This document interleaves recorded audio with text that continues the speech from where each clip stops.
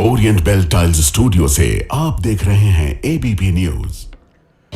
नमस्कार, मैं हूं संदीप चौधरी। आज सीधा सवाल में बात करने वाला हूं कानून की, अदालतों की, जेल की, बेल की। और आज ये चर्चा क्यों? क्योंकि एक कमाल हो रहा है। कमाल, एक हत्यारा और बलात्कारी वो रिकॉर्ड बना रहा है। रिकॉर्ड 8 सालों में 15वीं बार पैरोल मिल गई है। 1 साल से ज्यादा हो गया है जेल से बाहर। जब दिल करता है जेल से बाहर आ जाता है ये शख्स। नाम है गुरमीत राम रहीम। खुद को कभी बाबा बताता था, पर असल में निकला हत्यारा और बलात्कारी।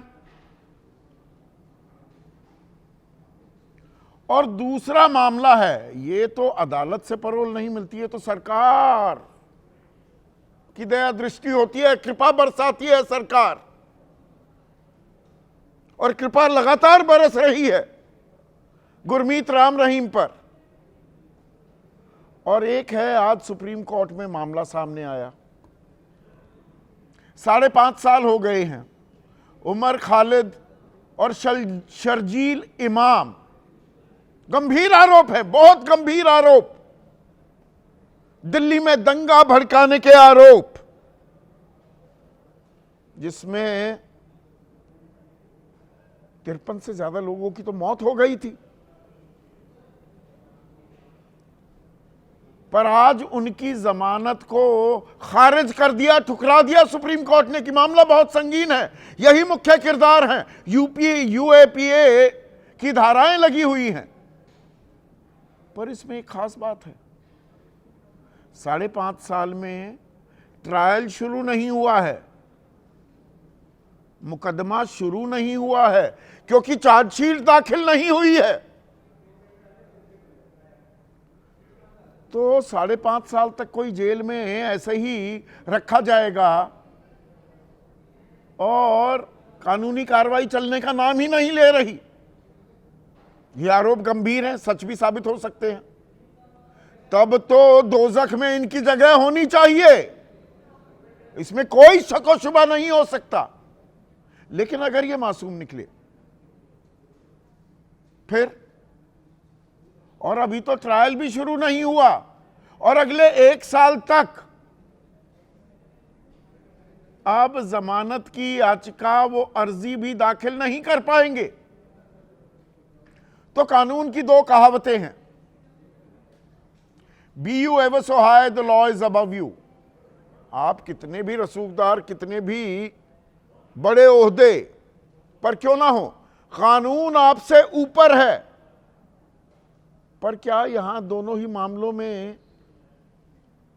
यह कहावत लागू होती है, सटीक बैठती भी है क्या? या दरअसल कानून की एक और कहावत है, show me the man and I will show you the law. आदमी बताइए कौन है और मैं बताता हूं इस पर कानून कौन सा लगेगा। और इस पर जमकर राजनीति भी शुरू हो गई है। भाई ये कोई संयोग तो है नहीं, कोई चुनाव होता है, इस बार तो कोई भंडारा सत्संग होने वाला है। शाह सतनाम महाराज का जन्मदिन है 25 जनवरी को, इस वक्त दिया जा रहा है, वरना चुनाव होते थे तो गुरमीत राम रहीम बाहर आ जाता था और नेता साष्टांग हो जाते थे। संयोग है या प्रयोग है? और यहां पर अब राजनीति भी हो रही है। शर्जील इमाम और उमर खालिद के मामले में महबूबा मुफ्ती कह रही हैं ये मुसलमान हैं, हुसैन दलवाई कह रहे हैं मुसलमान हैं, उस बात का खामियाजा भुगत रहे हैं। इनको जेल से बाहर नहीं आने दिया जा रहा। बेल नॉट जेल जो फलसफा है कानून का, वो लागू ही नहीं हो रहा। हालांकि यहां यूएपीए की धारा भी आ जाती है।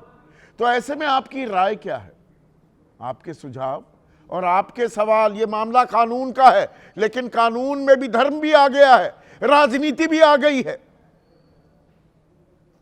आपके सवालों का रहेगा इंतजार। नया नंबर है, इसे नोट कर लीजिए अगर आपने नोट नहीं किया है। पुराने नंबर की जगह इस नए नंबर पर अपने सवाल भेजिए। तो आज बात होगी बेल की और जेल की, फरलो की, परोल की, कानून के अजब खेल की। और इसमें अब राजनीतिक पुट भी आ गया है, इसमें धर्म की एंट्री भी हो गई है। और यह किस लिए हो गई है? ये जो तस्वीर आप देख रहे हैं, गुरमीत राम रहीम, एक बार फिर पैरोल मिल गई है, 15वीं बार 8 साल में। मतलब जेल से बाहर ज्यादा दिखाई देता है ये बाबा, या हुआ करता था बाबा। दरअसल ये बलात्कारी है, हत्यारा है। अगस्त 2017 में सजा सुनाई गई थी 20 साल की। बलात्कार और हत्या के मामले में भी फिर सजा सुनाई गई, दोहरी सजा। पर 406 दिन तो ये शख्स, ये जनाब बाहर रहा है जेल के, 406 दिन। और अब 40 दिन की पैरोल मिल गई है। सिरसा में अपने मुख्यालय, डेरा सच्चा सौदा का जो मुख्यालय है, वहां पर रहेगा ये शख्स। और 25 जनवरी को शाह सतनाम महाराज का जन्मदिन है।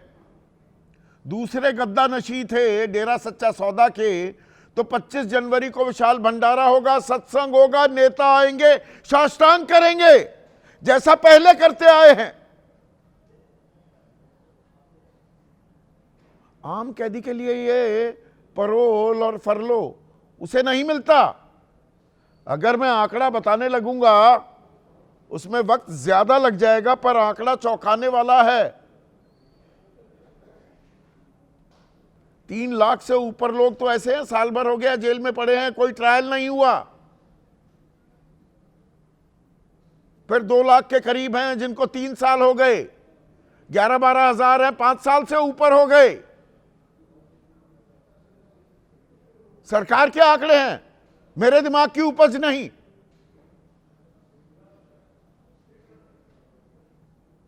अब यह किस तरह का कानून है?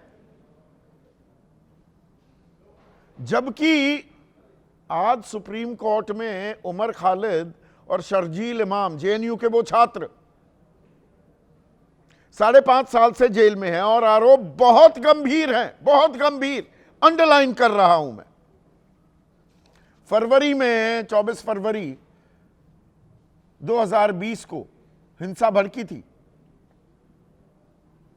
और अगले 5 दिनों में 53 लोगों की मौत हो गई थी। आप कह सकते हैं कि हत्या भी की गई, दंगे की भेंट चढ़ गए 53 लोग, 581 घायल हो गए, जिसमें 108 पुलिसकर्मी भी जख्मी हुए, वो तादाद भी शामिल है। 1200 से ज्यादा घर और दुकानें जला दी गई। कुल मिलाकर 2619 गिरफ्तारियां हुई, 757 एफआईआर दर्ज हुई थी, 757। पर आज सुप्रीम कोर्ट ने शर्जील इमाम और उमर खालिद को जमानत देने से इनकार कर दिया। अब यहां पर मैं आपको बता दूं, फरवरी में दंगा भड़का था और 25 अगस्त को, पहले तो मार्च में दिल्ली पुलिस ने यूएपीए के तहत बड़ी साजिश का केस दर्ज किया और फिर 25 अगस्त 2020 को शर्जील इमाम और 13 सितंबर 2020 को उमर खालिद को गिरफ्तार किया। अब मामला संगीन है, ये तो मैं लगातार कह रहा हूं, पर इन्हें जमानत देने से इनकार कर दिया। इनके साथ 5 और आरोपी थे, उन्हें तो जमानत दे दी, लेकिन सुप्रीम कोर्ट ने कहा यह मुख्य किरदार थे,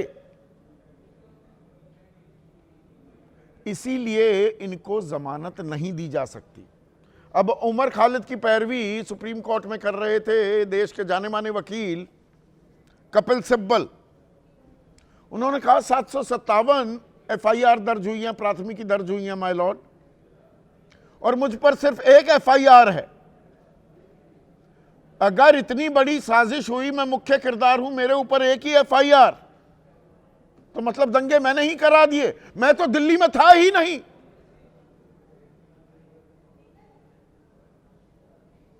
ये कपिल सिब्बल कह रहे हैं। जबकि सिद्धार्थ दवे, शर्जील इमाम के वकील, उन्होंने कहा ना तो मैं आतंकवादी हूं और ना ही मैं गद्दार हूं, जैसे सरकार मुझ पर आरोप लगा रही है, और मुझ पर आज तक कोई इल्जाम साबित नहीं हुआ है। अब ये तो कानून की प्रक्रिया है, इसमें यूएपीए की धारा 43D5 वो आ जाती है। उसमें अदालत को अगर लगता है कि यही आदमी साजिश करता है या सारी की सारी दलीलें पेश नहीं हुई हैं, आर्गुमेंट्स नहीं हुई हैं, तो बेल नहीं दी जाएगी। यह कानून है यूएपीए का। पर 5.5 साल होने को आए, अभी तक ना चार्जशीट दाखिल हुई है और ट्रायल तो शुरू ही नहीं हुआ है, तो ये कब तक जेल में सड़ते रहेंगे?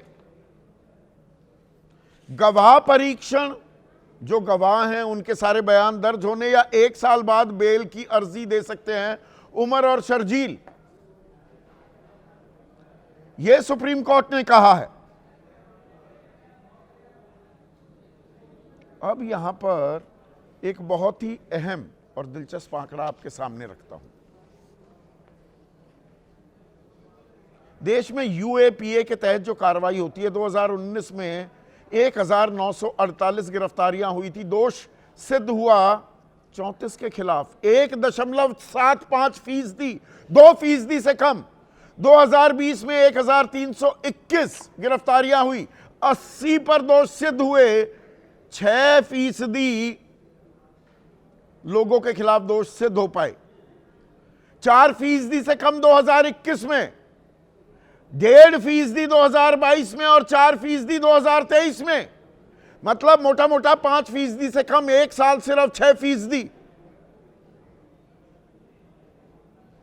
तो क्या टारगेट किया जा रहा है एक समुदाय विशेष को? अब इसमें राजनीतिक खेल आ जाता है। देखिए, धर्म का खेल और उसमें राजनीति भी कैसे चमकाई जा रही है। महबूबा मुफ्ती मुख्यमंत्री रह चुकी हैं जम्मू कश्मीर की, और बीजेपी के साथ थी जब मुख्यमंत्री थी। एक तरफ राम रहीम को बार बार परोल, दूसरी तरफ उमर खालिद को जमानत से बार बार इनकार। यह न्याय का कैसा मजाक? But is she comparing apples and oranges? मामले अलग अलग हैं, अलहदा हैं, जुदा हैं। हुसैन दलवाई एक कदम आगे जा रहे हैं, कांग्रेस के नेता हैं। वो कह रहे हैं क्या जांच में इतना समय लगता है? उन्हें जेल में इसलिए रखा गया क्योंकि मुसलमान हैं। जबकि गिरिराज सिंह केंद्रीय मंत्री पलटवार कर रहे हैं कि ये तो जो कसाब ने किया था मुंबई में, वही काम किया है दिल्ली में उमर खालिद और शर्जील इमाम ने। सुनिए ये दोनों बयान। जो बात पाकिस्तान कर रहा है वही काम उमर खालिद कर रहे हैं। इनको तो कसाब से बड़ा जुर्म इन्होंने किया। एक फैसले की जांच करने के लिए इतना टाइम लगता है क्या? अगर वो समझो उनका कुछ संबंध ही नहीं है, वो ये है क्या नॉन क्रिमिनल है, वो स्टूडेंट था, ये सब करेगा ऐसा मुझे बिल्कुल लगता नहीं। लेकिन मुस्लिम होने की वजह से इस तरह से अंदर डालते हो। प्रियंका चतुर्वेदी हैं, राज्यसभा सांसद हैं, शिवसेना उद्धव ठाकरे गुट की।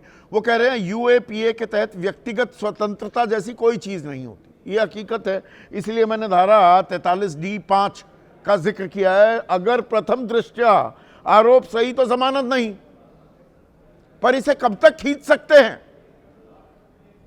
वो पूछ रही हैं। लेकिन इस मामले में 5 साल में कोई चार्जशीट दायर क्यों नहीं हुई? दिलीप जायसवाल मंत्री हैं बिहार सरकार में, कह रहे हैं सुप्रीम कोर्ट ने सही सबक सिखाने का काम किया है। अरे भाई फैसला आने दीजिए ना। आरोपी को दोषी, अगर दोषी है तो बिल्कुल सही किया है, पर जिसे दोषी साबित किया गया और 20-20 साल और 10-10 साल की सजा सुनाई गई हत्या और बलात्कार के मामले में, उसे जब दिल करता है पैरोल मिल जाती है। अभी 40 दिन की मिली है। गुरमीत राम रहीम को अगस्त 2025 में 40 दिन की मिली थी। पिछले साल जनवरी इसी महीने में 30 दिन की पैरोल, तब दिल्ली में चुनाव थे। फिर अक्टूबर 2024 हरियाणा में चुनाव, तो 20 दिन की पैरोल मिल गई थी। विधानसभा चुनाव से पहले अगस्त उसी साल अक्टूबर में मिली, अगस्त में भी 21 दिन की छुट्टी, 2024 में 50 दिन की पैरोल, ये लोकसभा चुनाव से पहले। तो आप एक इसमें सिलसिला देखेंगे, या the law is an S, ये भी कहा जाता है। ये एक और कहावत है कि कानून के सामने तो जो तथ्य पेश किए जाएंगे, जैसा बताया जाएगा, भाई 43D5 है तो है। चार्जशीट दाखिल नहीं कर रही जांच एजेंसियां, तो वो अटका रहेगा, मामला भटकता रहेगा। जेल प्रशासन कह देगा कंडक्ट बड़ा अच्छा है और इनको पैरोल मिलनी चाहिए, तो वो मिल जाएगी। तो कानून उसी हिसाब से चलेगा क्या? इसी पर आज का सीधा सवाल। शर्जील उमर को इनकार, राम रहीम पर कृपा बरसे बार बार, और कानून का अजब खेल, किसी को बेल और किसी को जेल। मेरे साथ जेडीयू अहम घटक है एनडीए का, केंद्र में भी, और अगुवाई कर रही है सरकार की बिहार में। उनके मुख्य प्रवक्ता राजीव रंजन, धीरेन्द्र मुन्ना एलजेपी रामविलास पासवान गुट के राष्ट्रीय प्रवक्ता हैं, मीडिया प्रभारी भी हैं, एनडीए का हिस्सा हैं। समाजवादी पार्टी के राष्ट्रीय प्रवक्ता घनश्याम तिवारी, आम आदमी पार्टी के राष्ट्रीय प्रवक्ता मीडिया प्रभारी हैं अनुराग ढांडा, आदेश रावल युवा पत्रकार, तजर्बा अच्छा खासा है, कंसल्टिंग एडिटर है मॉलिटिक्स के, संजय के चड्डा वरिष्ठ अधिवक्ता हैं सुप्रीम कोर्ट में, वो भी इस चर्चा में जुड़ेंगे, और राजीव रंजन तो हमारे साथ हैं ही। राजीव जी, ये क्या सुरखाब के पर लगे हुए हैं? गुरमीत राम रहीम में एक हत्यारा है, एक बलात्कारी, जब अर्जी लगाता है पैरोल की, फरलो की, तब मिल जाता है। 406 दिन 8 सालों में ये बाहर ही है, फिर 40 दिन के लिए बाहर आ गया।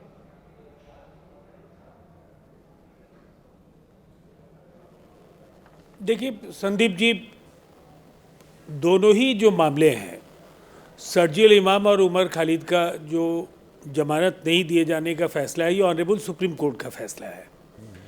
पैरोल राज्य सरकार देने का निर्णय करती है, लेकिन निर्णय में अगर त्रुटियां हैं तो न्यायिक विकल्प सबके पास उपलब्ध हैं, और ऐसे में क्या वजह है ये भी समझना होगा कि अगर वहाँ हरियाणा की सरकार बार बार पैरोल देती है, तो फिर वहाँ कांग्रेस या बाकी राजनीतिक दल या कोई भी स्वतंत्र तौर पर कोई भी व्यक्ति याचिका न्यायालय में दायर कर सकता है। मतलब आप ये कह रहे, अच्छा, ये सुप्रीम कोर्ट या हाई कोर्ट संज्ञान क्यों, सुप्रीम कोर्ट या हाई कोर्ट संज्ञान क्यों ना ले ले? विपक्षी दलों के पास बस यही काम रह गया है कि अदालतें या सरकार कुछ फैसले लेती रहें, सामान्य प्रक्रिया से अलग हटकर। एक आम आदमी को मिल जाती है इतनी बार फरलो या पैरोल, वो बस याचिकाएं डालता रहे सुप्रीम कोर्ट में या हाई कोर्ट में। विपक्ष का यही काम रह गया है। संदीप चौधरी जी, आप बेबाकी के साथ जिन सवालों को उठाते हैं उसका सम्मान पूरा देश करता है, पूरी निर्भीकता के साथ आप सवाल खड़े करते हैं।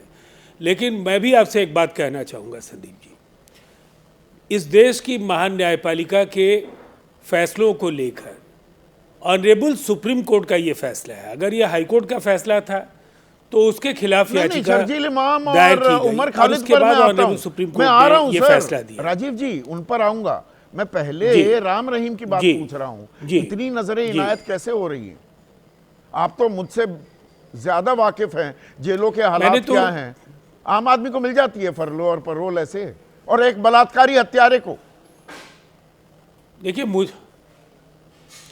मुझे ऐसा लगता है कि परोल देने का निर्णय न्यायपालिका ने तो लिया नहीं, परोल देने का निर्णय राज्य सरकार लेती है। हाँ, वहां मुख्य प्रतिस्पर्धा नहीं, मैं क्या कह रहा हूं संदीप चौधरी जी, अगर हम न्यायपालिका के भरोसे कि वो स्वतः संज्ञान ले, फिर राजनीतिक दलों की क्या जिम्मेदारियां हैं? क्या ये नहीं माना जा सकता है कि वो इस तरह के बाबाओं के प्रभाव का इस्तेमाल खुद भी करना चाहते हैं जब वो सत्ता में होते हैं, या उन्हें ऐसा लगता है कि अगर वो याचिका दायर करेंगे तो उनके खिलाफ बाबा के भक्त खड़े हो जाएंगे?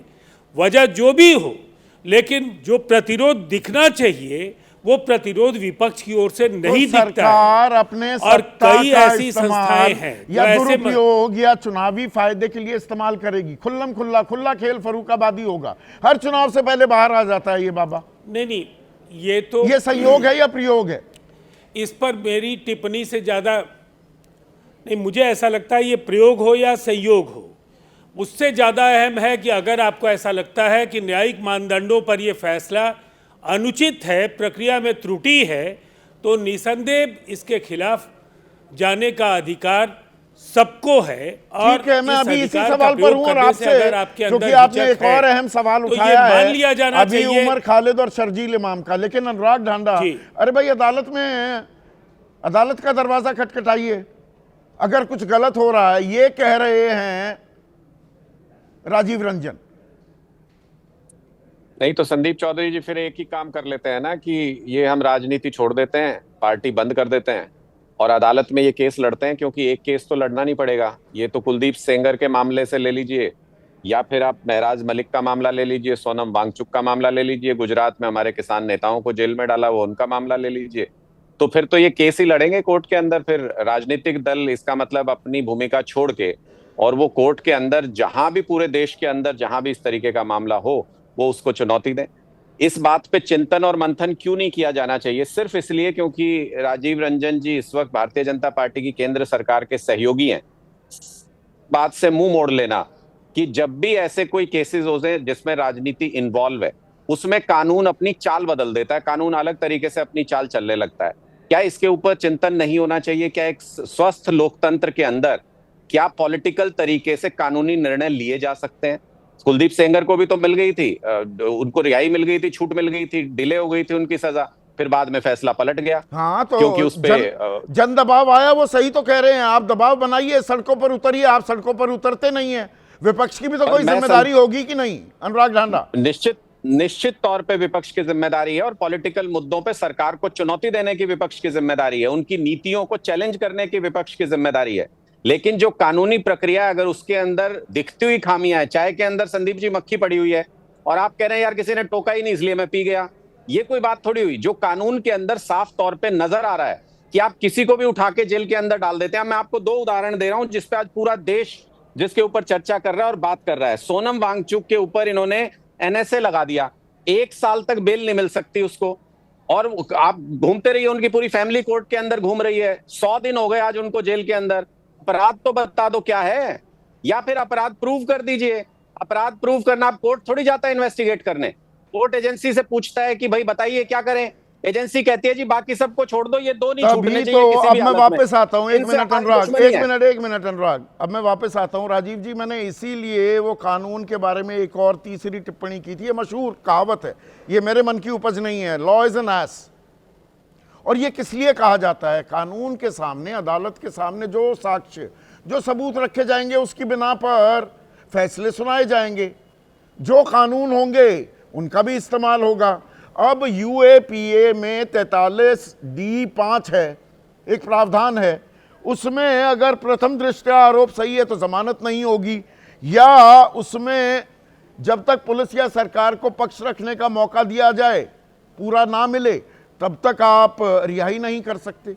पर 5.5 साल हो गए। जो आप कह रहे थे ना, मैं अदालत के फैसले पर सवाल नहीं उठा रहा हूं, पर अदालत के सामने साक्ष्य क्या रखे गए हैं? 5.5 साल में चार्जशीट तैयार नहीं है, ट्रायल ही शुरू नहीं हुआ। एक जगह इतनी तुरंत परोल मिलती है, एक जगह ट्रायल शुरू नहीं हो पाता। अब मैं अगर उसी बात को दोहराऊं संदीप जी, देखिए देश में जो सबसे जो कुख्यात दंगे हुए हैं उसमें ये 2020 के दिल्ली के दंगे हैं। 53 लोगों की मौत हुई है, 700 से ज्यादा लोग घायल हुए। शर्जिल इमाम और खालिद उमर के जितने सारे वीडियोज और उनके खिलाफ साक्ष्य हैं, आपका ये कहना एक सवाल हो सकता है कि चार्जशीट फाइल नहीं हुआ। मुझे लगता है मैं वही बात अगर दोहराऊंगा तो अनुराग ढांडा और बाकी लोगों को ये बात बुरी लगेगी कि आप ऐसे सवालों पर अगर मुखर हैं तो जो फोरम है जहां आप ये बातें रख सकते हैं वहां आपको अपनी बात रखनी होगी। और आप दबाव सही तरीके से अगर आप बनाते हैं, याचिकाओं के जरिए अपनी बात कहते हैं, मौजूदा हालात का, कानून का, प्रावधानों का और अपनी ताकत का इस्तेमाल करते हैं। क्या कहां गो स्लो जाना है और कहां पर तेजी से प्रक्रिया को अंजाम देना है? सवाल बड़ा सीधा है। जो यहां पर विपक्ष के हुसैन दलवाई हों या महबूबा मुफ्ती सवाल पूछ रही हैं, 5 साल क्यों लग गए, ये मुसलमान हैं इसलिए लग गए क्या? नहीं, मुझे लगता है महबूबा मुफ्ती और हुसैन दलवाई, अगर आप महबूबा मुफ्ती, देखिए मैं राष्ट्रीय जनतांत्रिक गठबंधन से जुड़ा जरूर हूँ, लेकिन कई सवालों पर आपके शो में मैं बेबाकी के साथ अपनी बातें रखता रहा हूँ। लेकिन महबूबा मुफ्ती या इल्तिजा मुफ्ती अगर इस देश को लिंचिस्तान कहेंगी और उसके बाद न्यायपालिका के फैसलों पर सवाल खड़े करेंगी, तो इनको जोड़कर अगर हम देखें तो मुझे ऐसा लगता है ऐसे लोगों को जिनका भारत की सार्वभौमिकता और अखंडता में यकीन है, वो ऐसे बयान तो कतई नहीं दे सकते हैं।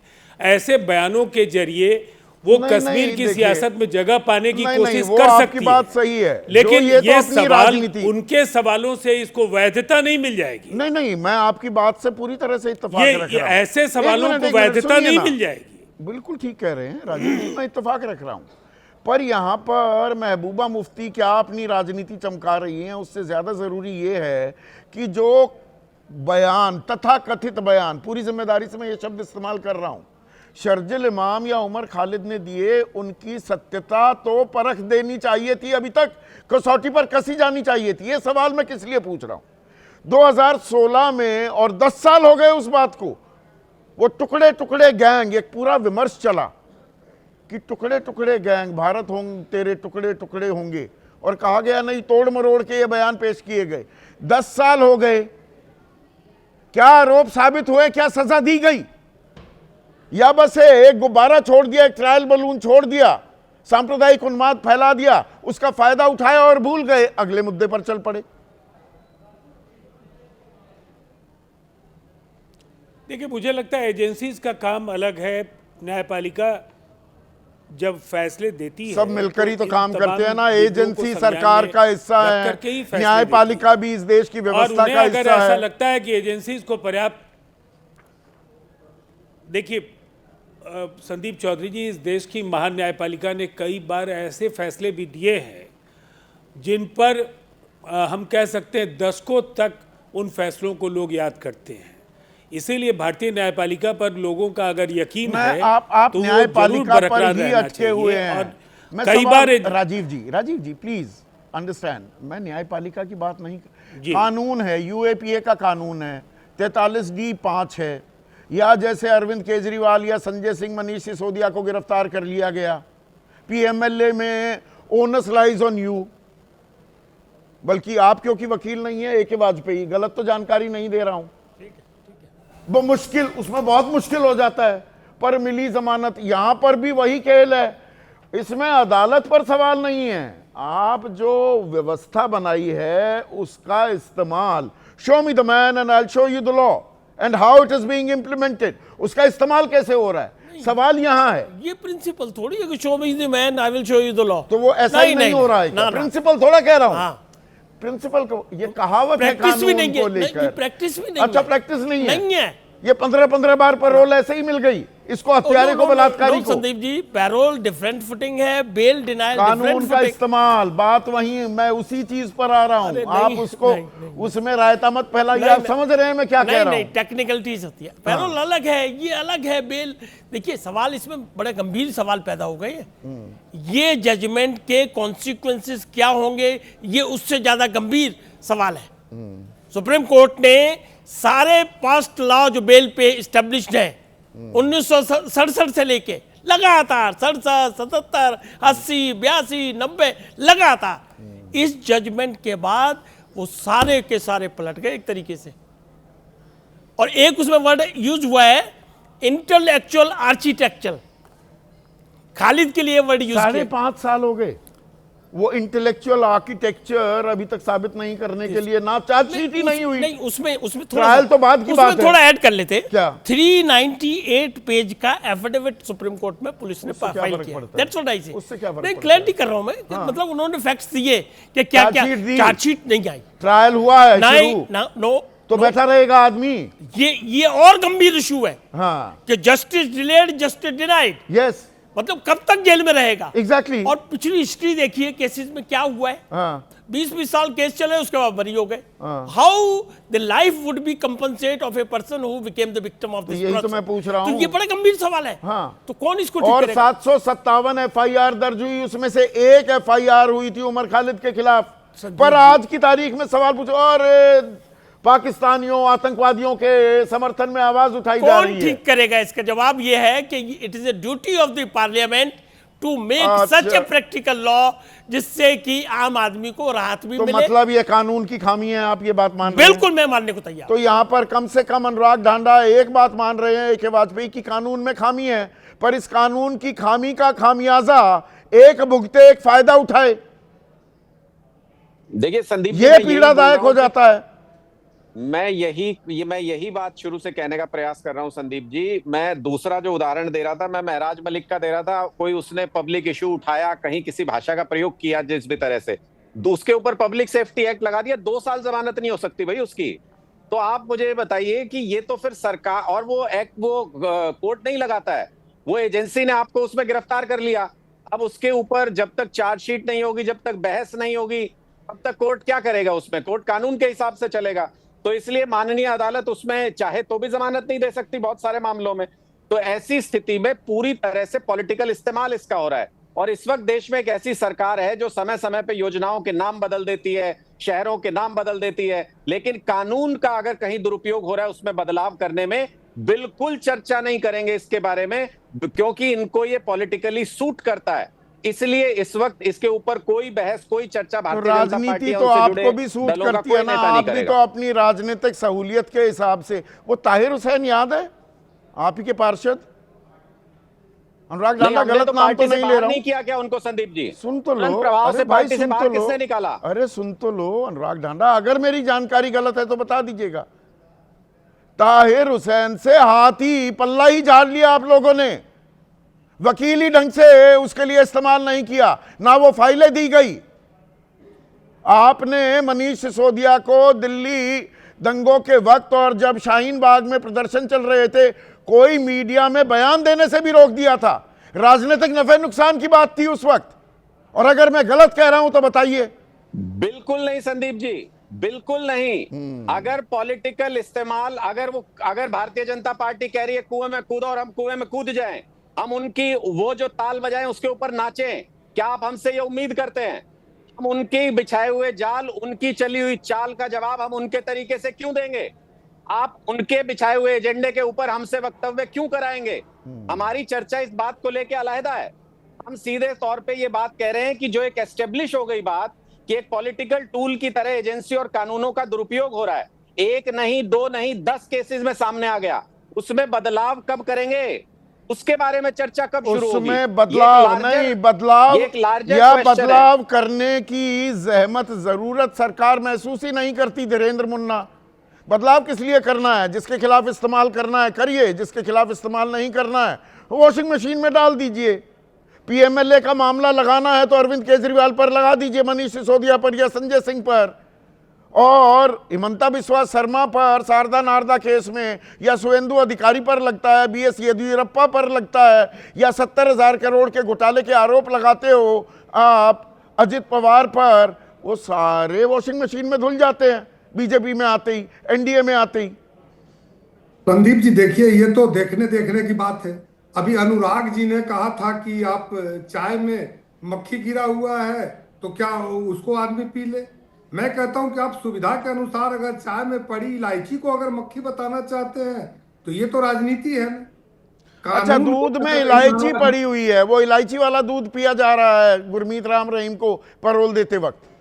दोनों अपराध के प्रकृति और प्रवृत्ति पर निर्भर करता है। अच्छा, हत्या और आजकल बलात्कार तो जिस छोटा मोटा व्हाइट अपराध, कॉलर आतंकवाद, हत्या और बलात्कार तो छोटा मोटा अपराध है। एक बलात्कारी, एक हत्यारा, वो जब चाहे बाहर निकल जाता है। और 25 तारीख को आप आ जाइएगा, उस दिन न्योता दूंगा आपको बाकायदा, इसी पैनल को बुला लूंगा, और तब आप देखना कि ये शाह सतनाम महाराज जो दूसरे गद्दा नशी थे डेरा सच्चा सौदा के, इनके जन्मदिन के मौके पर वो विशाल भंडारा में कितने नेता आते हैं, कितने मंत्री आते हैं, साष्टांग होते हैं इस हत्यारे बलात्कारी के सामने। उन्हें इस आरोप से मुक्त किसने किया है? लेकिन इस देश में ये भी तो देखिए ना कि कसाब जैसे लोगों को भी जी कहने की प्रवृत्ति अपने राजनीतिक नफा नुकसान में लोग अच्छा, उसी राह पर चल रहे हैं, दिग्विजय सिंह की राह पर चल रहे हैं। तो मैं कह रहा हूं कि ऐसी प्रकृति और प्रवृत्ति को समझना चाहिए। और अच्छा। कोर्ट को तो स्वतंत्र रूप से, जैसे अगर आपने आज इस टॉपिक को उठाया, मानवाधिकार से जुड़े टॉपिक को, इसके लिए साधुवाद है। लेकिन मैं समझता हूं कि हर एक राजनीतिक पार्टियों को भी इस पर सोचना चाहिए कि स्वतंत्र नहीं, रूप से बदरे आलम पूछ रहे हैं, गोरखपुर वासी हैं। देखिए, ये बड़ा वाजिब सवाल है मुन्ना, क्या दिल्ली दंगे का केस फास्ट ट्रैक या ट्रायल फास्ट ट्रैक कोर्ट में नहीं चलना चाहिए? अब तक तो पता लग जाना चाहिए था। अगर शर्जील इमाम और ये उमर खालिद ने ये साजिश रची, 53 लोगों की हत्या हो गई, जिसमें मैं मौत नहीं शब्द इस्तेमाल कर रहा हूं, I am not holding back my punches, और अगर उसमें 581 लोग जख्मी हो गए तो टांग दो इन्हें अगर ये आरोपी हैं। ये लटकना भटकना झटकने वाला खेल क्यों हो रहा है? मुझे लगता है कि ये लटकने झटकने वाला खेल नहीं है, चूंकि ये आतंकवाद नया रूप ले रहा है और व्हाइट कॉलर जॉब वाले लोग भी आ रहे हैं इसमें। तो ये नई प्रवृत्ति और नई ये तो प्रकृति नई आ रही चीजें आप जोड़ते रहिए। अब वो जी डॉक्टर मिल गए अल फहीम वाले और उन्होंने दिल्ली में ब्लास्ट किया। ये 5.5 साल रुकने की क्या जरूरत है? इनको सरकारी मेहमान क्यों बना रखा है? सरकार पैसे खर्च रही है ना शर्जील इमाम पर, उमर खालिद पर। जेल में रोटी भी दे रही है, रहने की व्यवस्था भी है। क्यों कर रहे हैं हम इतना? नहीं, जिस गंभीर विषय पर आप चर्चा कर रहे हैं, मुझे लगता है कि सारे राजनीतिक दलों से लेकर के जितने भी दर्शक हैं, चाहे वो न्याय से जुड़े वकील से लेकर के जज हैं, तो मुझे लगता है कि अगर इस तरह की प्रकृति बढ़ी है तो निश्चित तौर पर कानून में भी बदलाव सदन में आ सकता है। इस पर चर्चा होनी चाहिए। लेकिन जब सदन खुलता है तो विपक्ष के लोग अपने अपने एजेंडे, राजनीतिक एजेंडे को पहले कर देते हैं। आपके जैसे निर्भीक होकर मानवाधिकार के मामलों को उठाना कहाँ चाहते हैं लोग? यही तो हम लोग चाहते हैं। अब इसीलिए तो व्यवस्था पर सवाल कैसे उठते हैं भाई। दिल्ली हाई कोर्ट ने पब्लिक सर्वेंट मानने से इनकार कर दिया। एक विधायक था ना, कुलदीप सेंगर, जब ये आरोप लगे कि बलात्कार किया, हत्या करवा दी उस बहादुर लड़की के पिता की पुलिस कस्टडी में, कि पब्लिक सर्वेंट नहीं है, तो ये राजभवन को लोक भवन बता रहे हो, लोक निर्माण नाम रख रहे हो सड़कों का, तो मुझे अलग अलग चीजें कैसे हो रही हैं मुन्ना भाई? देखिए, जिस तरह से अपराध में जब पिछले यूपीए की सरकार थी, तो वो सरकार जिस तरह से ढीला ढाला काम कर रही थी, आज अगर कड़ाई से सरकार भी उसमें सारी समस्या देश में 2014 से पहले थी, उसके बाद कोई समस्या नहीं। ईडी सीबीआई जितने केस दाखिल करती है, 96% केस दाखिल होते हैं विपक्षी नेताओं के खिलाफ। यहां पर यूएपीए में जो कार्रवाई हो रही है उसमें दोषी सिद्ध होते हैं 4 से 5%, 1.5% या 2%। घनश्याम तिवारी का संदीप जी, आपको, दर्शकों को और को पैनलिस्ट को मैं कुछ आंकड़े रखना चाहूंगा। आज जिस तरह की सरकार है उसमें हम आप बोल पा रहे हैं और जेल में नहीं है, ये सरकार की उपलब्धि है। वरना जनवरी 2020 27 जनवरी 2020 गणतंत्र दिवस के एक दिन बाद अनुराग ठाकुर आह्वान करते हैं देश के गद्दारों को, और ताली कौन बजा रहा होता है? गिरिराज सिंह। लगभग इसी साल के कुछ समय बाद अक्टूबर 2021 वीडियो पे कैप्चर्ड है, उस समय के गृह राज्य मंत्री का बेटा किसानों को कुचल देता है जीप से। उसके बाद उसके खिलाफ आरोप लगते हैं कि जेल में विटनेसेस को धमकाया जा रहा है। वो होनहार बेटा आज कहां पर है? क्योंकि वो बीजेपी के नेता का बेटा है, अमित शाह के नाक के नीचे काम करने वाले बीजेपी के नेता का बेटा है। वो बेटा आज पैरोल पर है, उसकी बेल पर है, उसकी बेल रिलैक्स की गई है। इसी तरीके से जैसे जैसे आप देखेंगे कि किस किस तरह के गुनाहों के लिए, ऐसे गुनाह जिसमें आम आदमी का सर झुक जाए, जिस तरह के गुनाहों के लिए भारतीय जनता पार्टी के नेताओं को और उसके साथ देने वालों को खुलेआम छोड़ दिया जाता है, तो ये दिखाई देता है कि जो राजीव रंजन कह रहे हैं आप अदालत में जाकर इस बारे में ऐसे फैसलों के खिलाफ याचिका दाखिल कर सकते हैं, या ये परोल मिल रही है राम रहीम को, तो जाइए अदालत का दरवाजा खटखटाइए। बिल्कुल, राम रहीम रेप कन्विक्शन 2017 2 महिलाओं का, जर्नलिस्ट मर्डर 2019 में कन्विक्शन हुआ, 2002 में मर्डर हुआ था, मैनेजर का मर्डर रंजीत सिंह केस, उसके अलावा धार्मिक चीज़ों को नुकसान पहुंचाने का, गुरु ग्रंथ साहब को नुकसान पहुंचाने का केस, उसके अलावा अन्य केस, फोर्स कैस्ट्रेशन केस, इस तरह के केस हैं। और राम रहीम कौन है? भारतीय जनता पार्टी का ब्रांड एम्बेसडर है। इस समय अगर चुनाव होता है तो भारतीय जनता पार्टी को राम रहीम को सामने लाना पड़ता है। भारतीय जनता पार्टी कहे न कहे वो एक अघोषित ब्रांड एम्बेसडर है, इसीलिए वो पैरोल पे है। इसी तरीके से आशीष मिश्रा खुलेआम घूम रहा है। लेकिन सुप्रीम कोर्ट अगर कहे कि आपके सोच की वजह से कोई दंगे हुए, और वो भूल जाए कि अनुराग ठाकुर वहां गोली मारो के नारे लगवाते हैं, वो भूल जाए कि उसमें गिरिराज सिंह ताली बजवाते हैं, वो भूल जाए कि कपिल मिश्रा जो उन दंगों के समय में भड़का रहा था वो आज दिल्ली का मंत्री है। मैंने एक कहावत का जिक्र किया जीएसटी शुरुआत में, जिस पर थोड़ा सा एतराज भी कर रहे थे एक बात पे, show me the man and I will show you the law. बिल्कुल, यही चरितार्थ हो रहा है, यही जमीन पर उतर रहा है क्या? जो सुप्रीम कोर्ट ने आज कहा है, उस बुनियाद पे तो महात्मा गांधी को दोषी ठहराया जा सकता है कि उनकी सोच की बुनियाद पर देश कमजोर हुआ, जो कि गोडसे का आरोप था। जो सरकार पिछले 11 साल से गोडसे को महात्मा गांधी की हत्या से बरी करना चाह रही हो, ये इनकी सोच है। तो इसीलिए मैं फिर से दोहराता हूं कि आपका कोई भी दर्शक जो अगर उसके बच्चे हैं, वो बच्चों को सिखा रहा है कि ईमानदारी से अपनी बात रखो, तो डर के अपनी बात रखो, क्योंकि ये सरकार ऐसी है कि show me the man I will show you the rule. जिस तरह का डर आपके अंदर नहीं होगा, अगर आप सच रखेंगे लेकिन वो सच सरकार के हिसाब से ठीक नहीं है, तो आपके सोच के चलते या आपके कार्य के चलते आपको जेल में डाला जा सकता है। लेकिन आप विभत्स से विभत्स काम कर दीजिए, जैसे कि आदित्यनाथ जी के ऊपर जिस तरह के चार्जेस थे जब वो मुख्यमंत्री बने थे, जिस तरीके के चार्जेस आशीष मिश्रा के ऊपर हैं, जिस तरह के चार्जेस कुलदीप सेंगर के ऊपर हैं, जिस तरह के आरोप ब्रजभूषण शरण सिंह के ऊपर लगे थे, जिस तरह के आरोप बाबू बजरंगी के ऊपर थे। देश में सबसे बड़ा कलंक यह है कि आज तक देश के इतिहास में सबसे ज्यादा क्रिमिनल्स, यानी उन लोगों के वो लोग जिनके ऊपर आपराधिक मुकदमे हैं, उनको मुख्यमंत्री, सांसद, विधायक बनाने वाली कोई पार्टी है। मेरे साथ वरिष्ठ वकील संजय चड्डा भी जुड़ गए हैं। संजय चड्डा, देखिए कानून का एक और फलसफा है, justice delayed is justice denied, और यहां जस्टिस डिलेड जस्टिस डिनाइड की बात नहीं है। जब इतने संगीन, इतने गंभीर आरोप हों शर्जिल इमाम और उमर खालिद पर कि भाई 53 लोगों की हत्या हुई ना, दंगे में तो हत्या होती है, मौत थोड़ा कहूंगा मैं, या उसमें 581 लोग जख्मी हो गए हों, 108 पुलिस वाले हों इसमें शामिल, तो 5.5 साल हो गए, अभी तक चार्जशीट ही दाखिल नहीं हुई, ट्रायल ही शुरू नहीं हुआ, या ये माहौल बनाया जा रहा है जैसे 2016 में वो टुकड़े टुकड़े गैंग एक विमर्श चला कि जी जेएनयू में ये ऐसे नारे लगा रहे थे।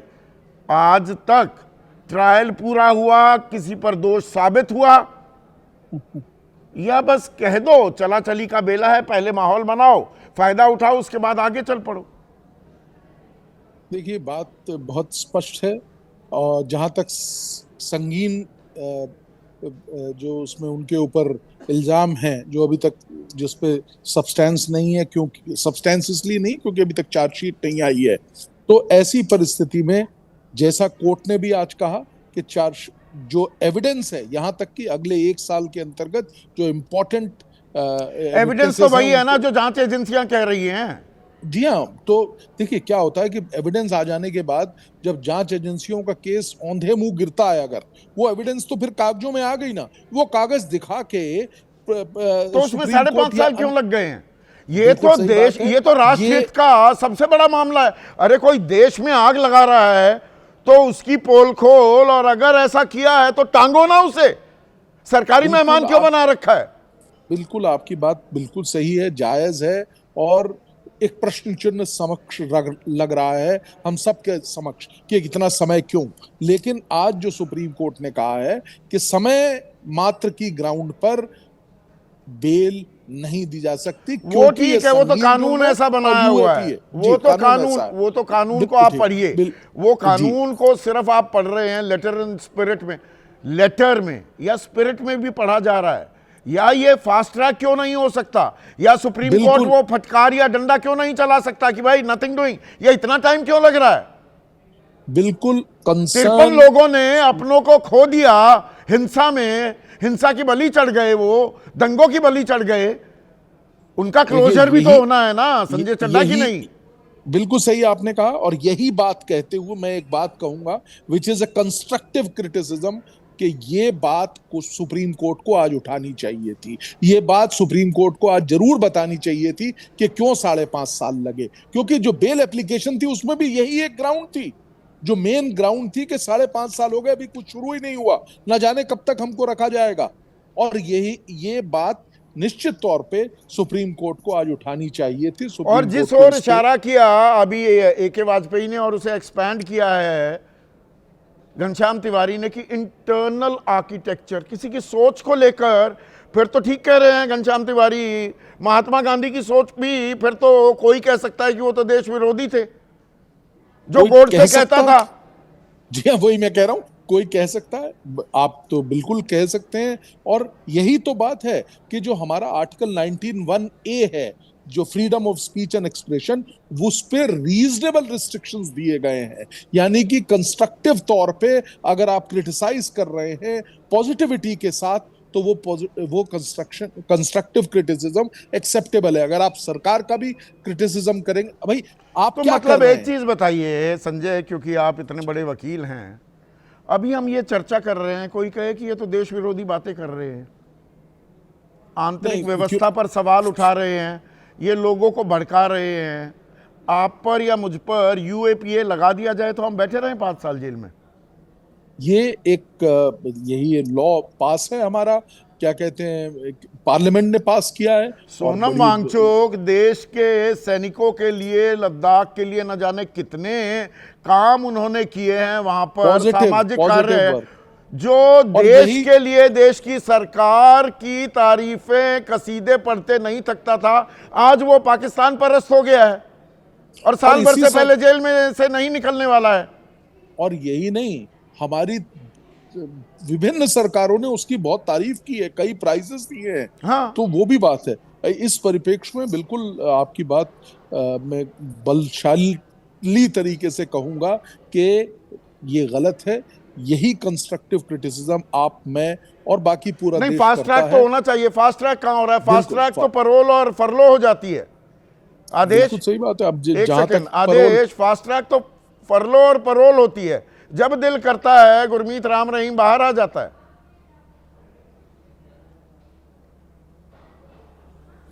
देखिए, इसके बहुत सारे पहलू हैं संदीप जी। पहला पहलू तो है कि हरियाणा सरकार जिस तरीके से राम रहीम को बार बार पैरोल देती है, उसका कारण ये है कि लगभग हरियाणा की 30-35 सीटों पे उनका प्रभाव है, जहां उनका एक वोट बैंक है।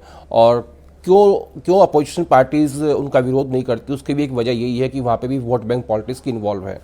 अब मैं आता हूँ उमर खालिद के ऊपर। आपने कहा कि 53 लोगों की हत्या हुई है, लेकिन क्या ये विफलता नहीं है हमारी एजेंसियों की, जांच एजेंसियों की, दिल्ली पुलिस की, कि 5.5 साल हो गए, आपने उन 53 परिवारों को इंसाफ क्यों नहीं दिलाया?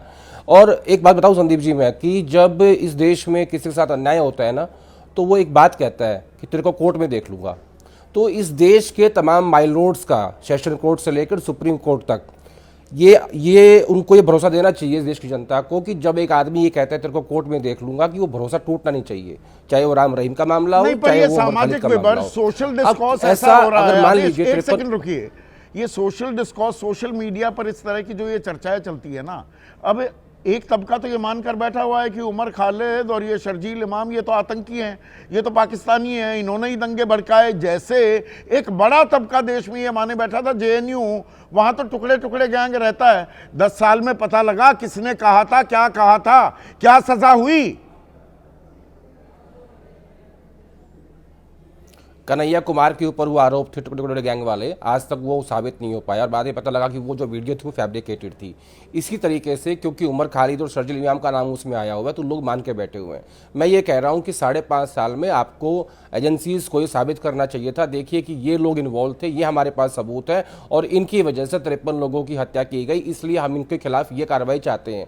और सुप्रीम कोर्ट को भी उसमें मतलब अभी तक तो इनको कन्विक्ट कर देना चाहिए था। 5.5 साल अगर ये दोषी हैं तो टांग दो। मुझे लगता है कि स्टार्टिंग के नहीं, देश की राजधानी दिल्ली में दंगा होता है, अमेरिका के प्रेसिडेंट ट्रंप आपकी राजधानी में मौजूद है और उस केस में तब से आप लगे 5.5 साल हो गए, आपको ही पता नहीं है कि दिल्ली में दंगा करवाया किसने।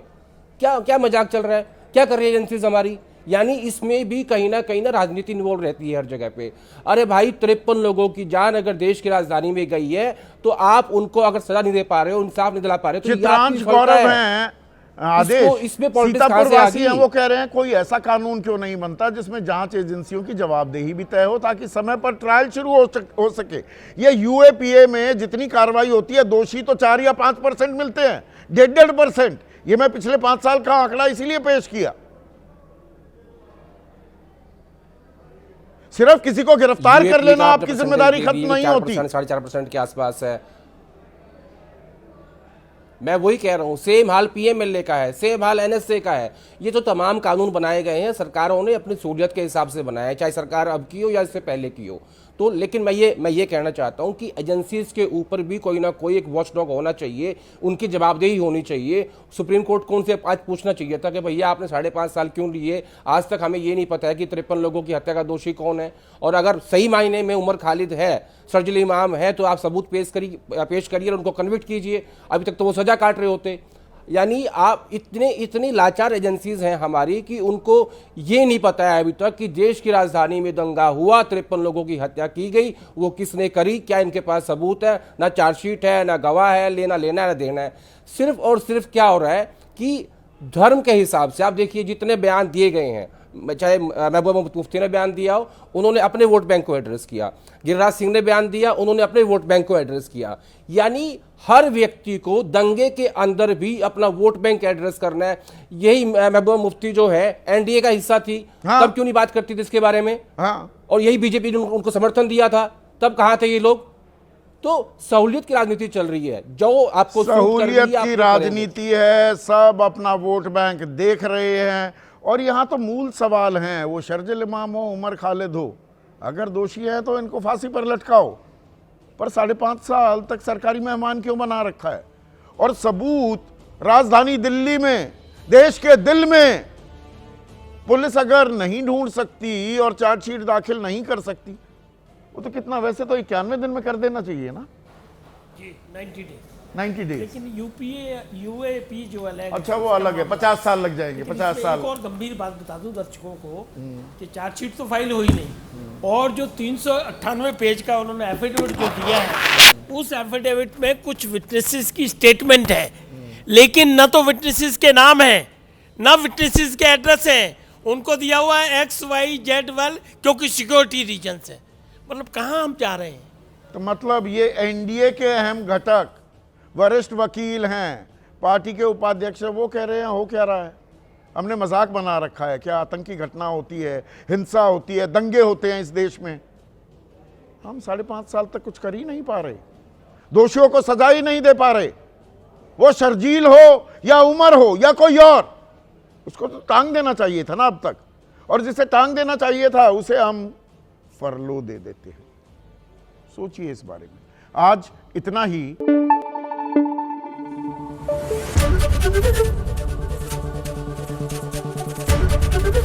एबीपी न्यूज आपको रखे आगे।